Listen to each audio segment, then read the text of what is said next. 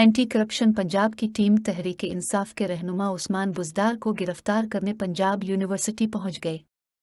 साबिक वज़ीर आला पंजाब उस्मान बुज़दार के खिलाफ नैब में मुबैना करप्शन और करप्ट प्रैक्टिस केस की तफ्तीश चल रही है।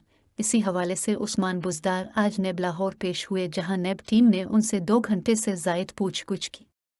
उस्मान बुज़दार ने गुज़िश्ता पेशी पर सवालनामा के जवाबात देने से माज़रत की थी। नैब हुक्काम ने उस्मान बुज़दार को आज फिर तलब कर रखा था। नैब हुक्काम ने उनसे तौसा और डीजी खान में जारी किए जाने वाले तरक्याती फंड से मुताल्लिक भी सवाल किए।